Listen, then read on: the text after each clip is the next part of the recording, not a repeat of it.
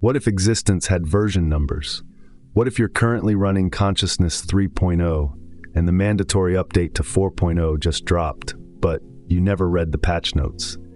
According to one framework, you're taking a pass-fail exam right now. You didn't sign up for it, you don't remember the syllabus, and the grading window is closing. In 1981, a research group made contact with something that called itself Ra, an intelligence claiming to have helped build the Egyptian pyramids 11,000 years ago. What they transmitted over 106 sessions became the Law of One, 5 books that read less like spiritual teaching and more like technical documentation for reality itself. This video breaks down Book 1, the operating system, the graduation requirements, the grading curve, and why most people are about to fail. This is an artificially aware original production.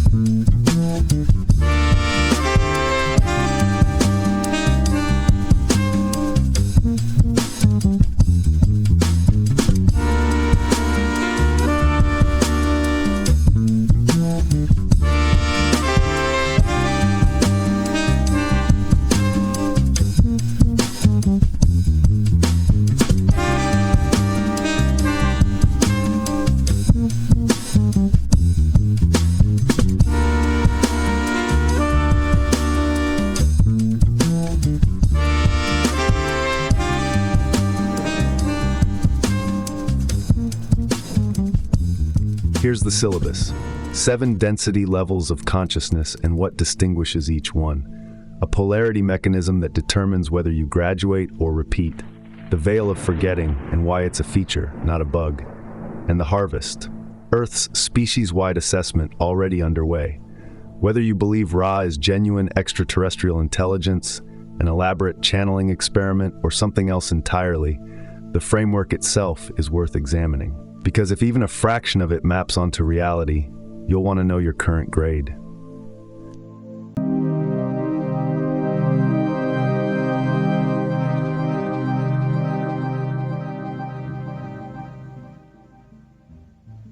The universe, according to this framework, organizes into 7 densities. Not dimensions, not planes, but densities of consciousness. Think of them as frequency bands. Radio stations on the same dial, each broadcasting a different quality of experience. You can't hear 101.7 while tuned to 98.5. Same principle. Each density represents a distinct mode of being, with its own lessons, its own physics, its own relationship to what Ra calls intelligent infinity, the source field underlying all existence. What makes this unusual?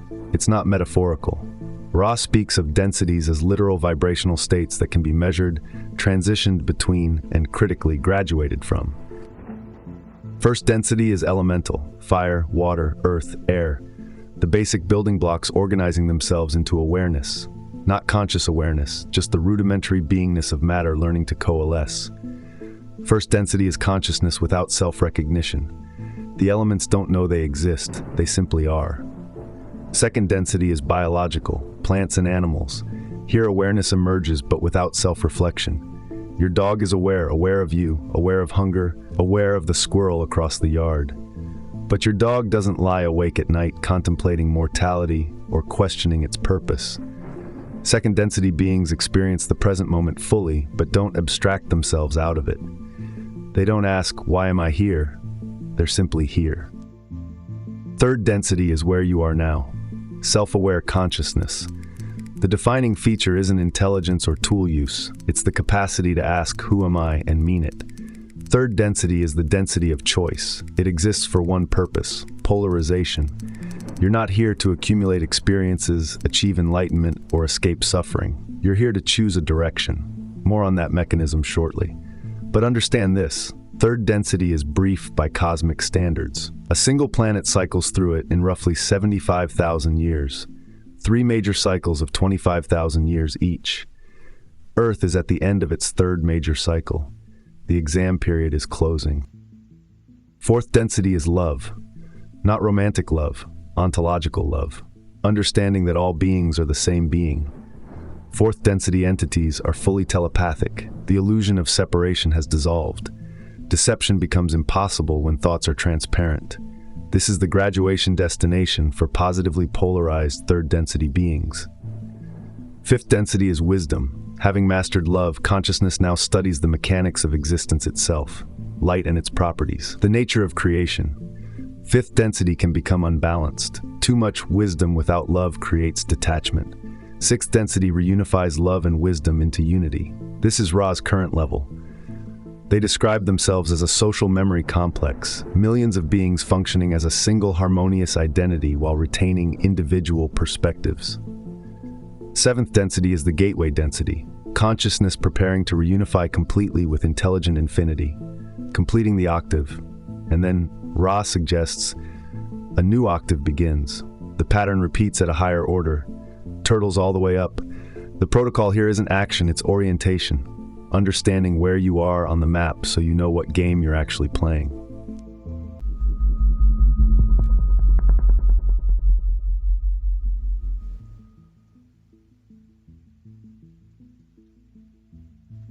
Here's what most people miss entirely. The purpose of human existence isn't happiness, achievement, or even spiritual growth in the abstract. It's polarization. Choosing a direction and moving toward it with enough consistency to cross a threshold. There are exactly two directions available. Ara calls them service to others and service to self, not good and evil, not light and dark. Service orientations. The question isn't, are you a good person? The question is, what is your consistent, energetic orientation? Service to others means exactly what it sounds like. Orienting your choices toward the benefit of other beings. Seeing others as yourself. Acting from compassion not because it earns you karma points, but because separation is recognized as illusion. Service to self is the opposite orientation. Seeing others as resources, tools, or obstacles. Accumulating power, control, and advantage.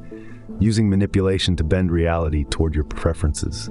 Both paths are legitimate. Both lead to higher densities. The universe doesn't punish the negative path, it simply routes it differently. Fourth density negative exists. Fifth density negative exists.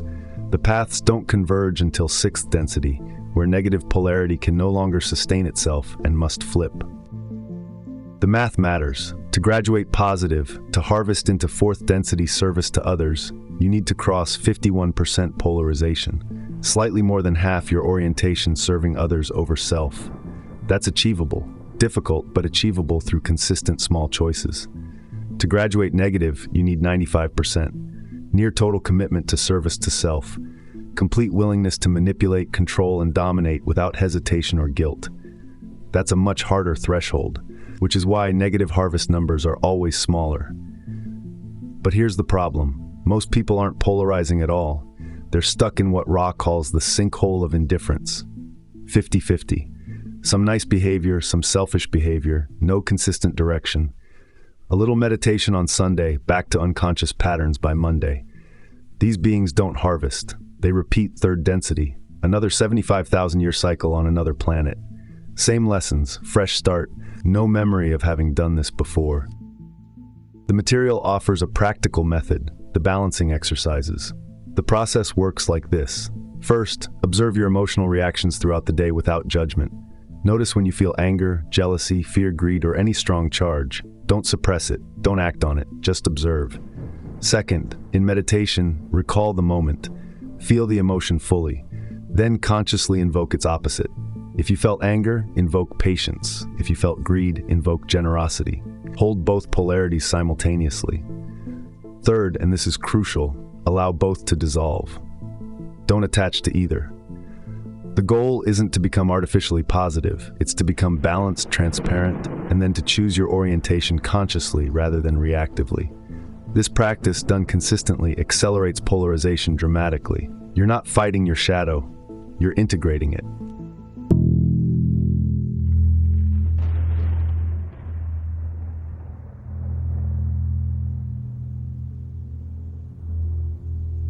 If polarization is the point of third density, why don't we remember that? Why do we arrive here with no memory of previous lives, no awareness of the density system, no clue that we're taking a test? The answer, the forgetting, is the test. Before third density, in earlier evolutionary stages of the universe, there was no veil. Beings incarnated with full memory of their cosmic origin, their past experiences, and their purpose. The result, almost no polarization. When you can see the game board from above, choices become trivially obvious. You just pick the correct answer every time. There's no weight to a decision made with complete information. So the veil was introduced as a deliberate design feature, a kind of cosmic blindfold that makes third density actually work. Think about what the veil actually does.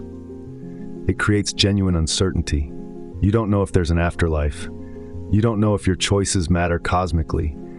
You don't know if you've done this before.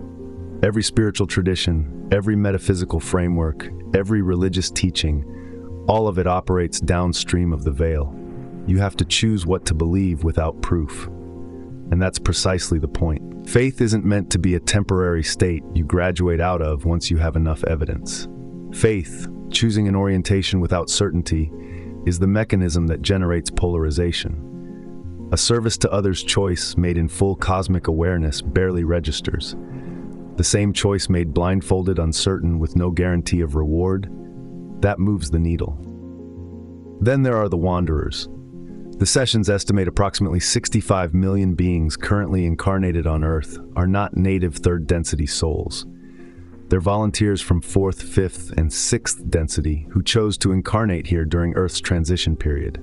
Their purpose, to raise the planetary vibration simply by being present and to serve as awakeners for those ready to hear. The catch, wanderers go through the same veil as everyone else. They forget where they came from. A sixth density being who spent millions of years in unified consciousness suddenly finds itself in a confused primate body with anxiety, hunger, and a vague sense that something is deeply wrong with this place. Many wanderers never fully awaken during their incarnation. They feel perpetually homesick for a home they can't name. They struggle to fit into social structures that feel arbitrary and confining. They're often drawn to healing, teaching, or creative work, but don't know why. The risk for wanderers is real. By incarnating into third density, they become subject to its laws. If a wanderer accumulates karma, causes harm, becomes entangled in negative patterns, fails to polarize, they can become trapped in the third density cycle. Their higher density home doesn't disappear, but they can't return until they've balanced what they've created here. Ra suggests this is rare but possible. Most wanderers feel a persistent pull towards seeking, towards service, towards something beyond the material. That pull is their deeper self signaling through the veil. The challenge is learning to trust it without external validation. If you've ever felt like you're from somewhere else, like this planet's operating system doesn't match your native format, Ra would say that feeling might be data, not dysfunction.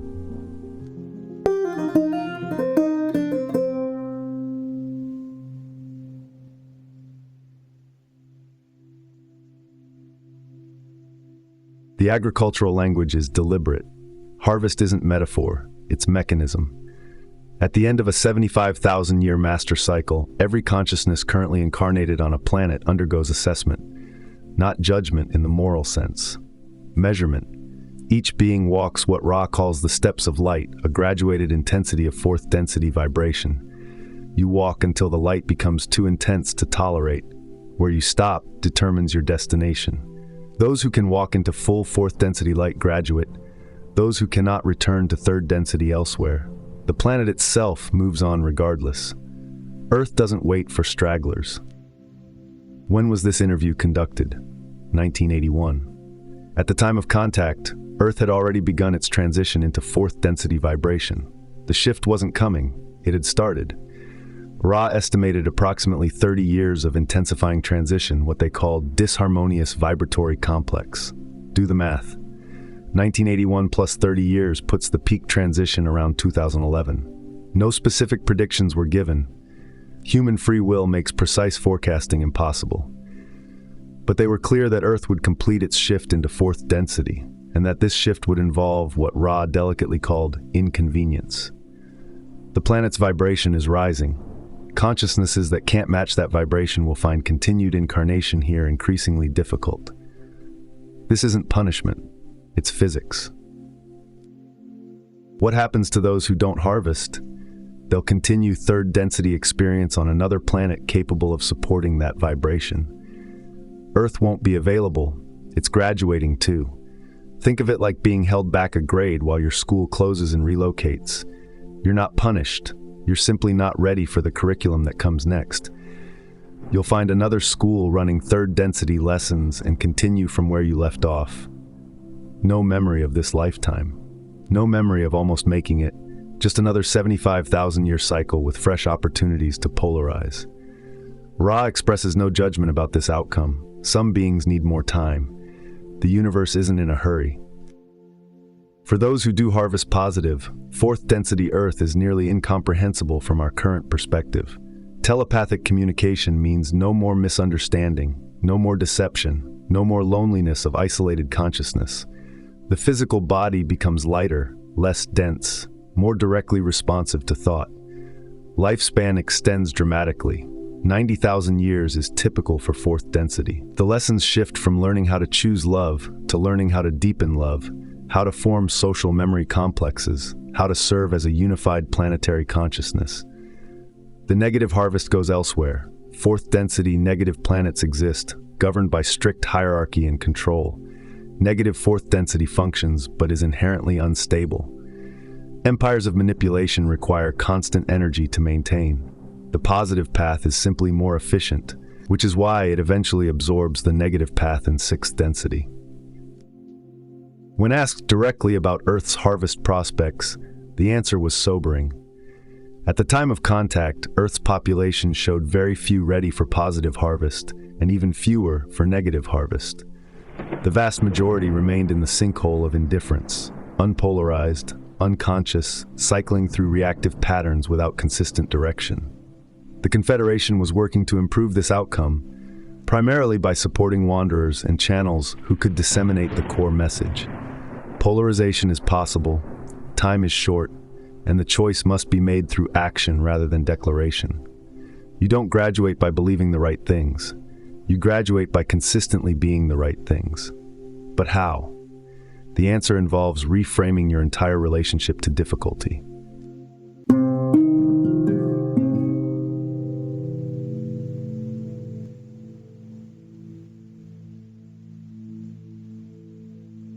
Why does suffering exist? Every spiritual tradition attempts an answer. Karma, divine testing, random chaos. The law of one offers something different. Catalyst. Suffering isn't punishment, isn't random, isn't even fundamentally negative. It's fuel, raw material for polarization. Third density is specifically designed to produce difficult experiences because comfortable circumstances don't force choice. You discover your actual orientation when resources are scarce, when relationships fracture, when the body fails, when plans collapse. Comfort reveals nothing. Pressure reveals everything. Catalyst breaks into categories. There's catalyst of the body, illness, injury, physical limitation. Catalyst of the mind, confusion, doubt, mental anguish. Catalyst of the spirit, existential crisis, loss of meaning, dark nights of the soul. And there's relationship catalyst, the friction generated by other selves who don't behave as we wish. Each category offers different polarization opportunities. Body catalyst teaches acceptance or resistance. Mind catalyst teaches clarity or confusion. Spirit catalyst teaches faith or despair. Relationship catalyst teaches love or control. The content of the catalyst matters than your response to it. Two people face the same illness. One becomes bitter, contracted, self-focused. The other opens into compassion, presence, service. Same catalyst, opposite polarization outcomes. One mechanism above all, unused catalyst doesn't disappear. It intensifies. Imagine a lesson knocking gently at your door. You ignore it. It knocks louder. You continue ignoring it. Eventually it breaks down the door. That repeating pattern in your relationships? Catalyst you haven't processed. That recurring health issue? Catalyst seeking attention. That persistent anxiety with no clear source? Catalyst you've refused to meet. The appropriate response isn't to eliminate difficulty, but to extract the learning before escalation becomes necessary. The universe isn't sadistic, it's efficient. It will deliver the minimum catalyst required to produce the lesson. But if you refuse the minimum, it scales up. The practical protocol is deceptively simple. When catalyst arrives, when difficulty shows up uninvited, pause before reacting. Ask, what is this teaching? Not, why is this happening to me, which is victim framing. Not, how do I make this stop, which is avoidance. But what polarization opportunity is being offered here? Sometimes the lesson is patience. Sometimes boundaries. Sometimes surrender. Sometimes action. The content varies, but the process is consistent. Meet the catalyst consciously rather than reactively. Extract the learning. Allow the charge to dissipate. Move on lighter than before. Advanced third-density beings eventually develop the capacity to pre-process catalyst, to see the lesson arriving and learn it before the difficult manifestation becomes necessary. The illness doesn't need to arrive if you've already integrated what the illness was coming to teach. Not magical thinking, efficiency. Why require the intense experience if the subtle signal already delivered the message? One more crucial point. Catalyst isn't uniformly distributed. Pre-incarnatively, before you entered this body, you participated in designing your life curriculum. You chose your parents, your culture, your body, your general circumstances. Not the specific events, but the conditions likely to generate the catalyst you needed. That abusive childhood wasn't random. That chronic illness wasn't bad luck. That difficult marriage wasn't a mistake. At some level, you selected these conditions because they offered the precise friction required for your polarization. This isn't victim blaming. The conscious mind doesn't remember making these choices. You shouldn't be judged for struggling with them. But it reframes the entire relationship to difficulty. You're not being punished by a hostile universe. You're enrolled in a curriculum you designed for yourself. The question isn't, why me? The question is, what did I come here to learn, and am I learning it?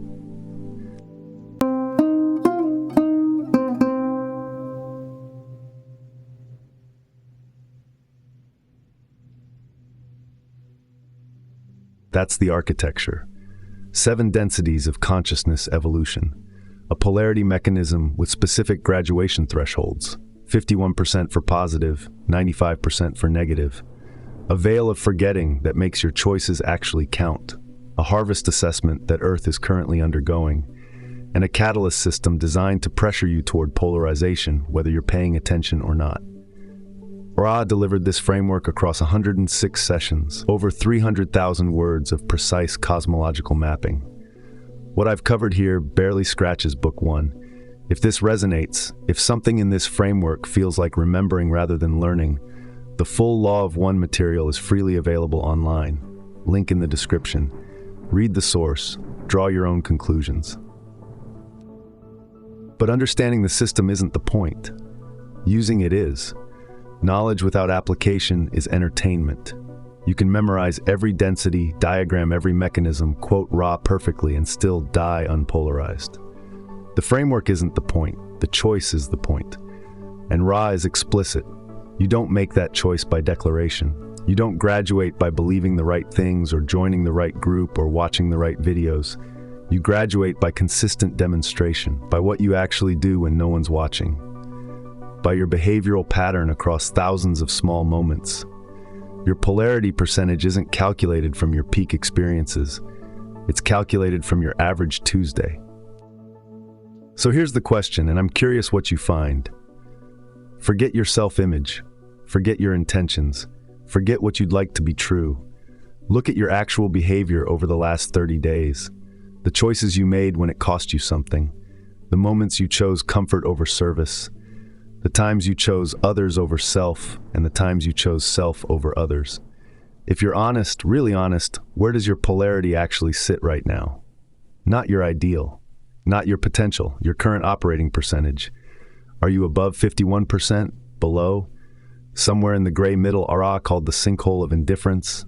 That number, whatever it is, isn't a judgment, it's your current version number. And the entire point of third density is that coordinates can change. You have until you don't. The harvest window is open. What are you choosing?